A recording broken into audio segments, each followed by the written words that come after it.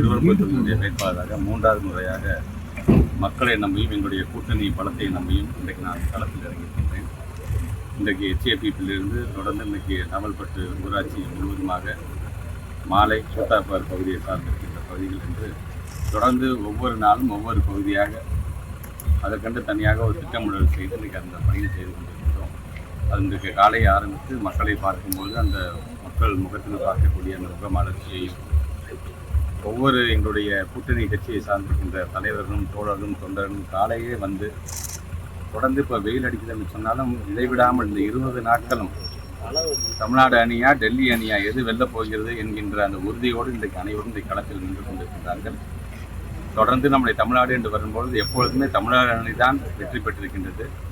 அதன் தொடர் வெற்றியாக வருகின்ற ஏப்ரல் 23 அன்று நடைபெறுகின்ற தேர்தலுடைய அந்த பிரதிபலிப்பு என்பது மே 4ஆம் தேதி வாக்குகள் எண்ணும் பொழுது இவர்களெல்லாம் சொன்னது போல முதல் தேர்தலே 16,695 வாக்குகள் வித்தியாசம், 2வது தேர்தலிலே 49,697 வாக்குகள் வித்தியாசம், இந்த 3வது தேர்தலில் 1 லட்சம் வாக்குகள் வித்தியாசத்தில் வெற்றி பெறுவோம் என்கின்ற அந்த மக்களை பார்க்கும்போது தெரிகிறது.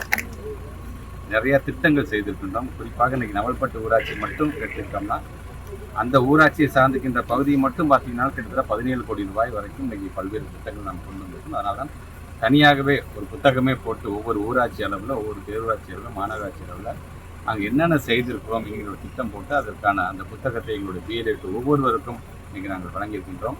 ஒட்டுமொத்தமாக இந்த 5 ஆண்டுகள் திருவரம்பூர் தொகுதிக்கு மட்டும் ஏறத்தாழ ஒரு 450 கோடி ரூபாய் மதிப்பீட்டில் பல்வேறு திட்டங்களை கொண்டிருக்கின்றோம்.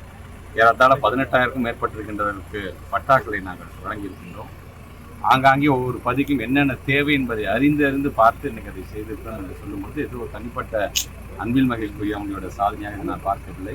தமிழ்நாட்டு முதலமைச்சருடைய சாதனை, அந்தந்த பகுதியை சார்ந்திருக்கின்ற எங்களுடைய மக்கள் பிரதிநிதிகளாக செயல்பட்ட ஒவ்வொருவருடைய சாதனையாகத்தான் பாங்க. ஏன்னா ஒவ்வொன்றையும் என்ற நினைவுபடுத்தி அதை அந்தந்த பகுதிக்கு செய்து காட்டியவர்கள் எங்களுடைய இயக்கத்தை சார்ந்திருக்கின்ற எங்களுடைய தோழமை இயக்கத்தை சார்ந்திருக்கின்ற ஒவ்வொரு தலைவர்களும் அதை செய்திருக்கின்ற திட்டத்தை சாதனைகளை சொல்லி வாக்குகள் சேகரிக்கின்றோம்.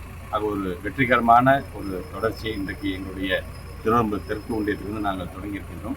தொடர்ந்து 21ஆம் தேதி மாலை 5 மணி வரைக்கும் எங்களுடைய இந்த தொடர் பயணம் கண்டிப்பாக இருக்கும்.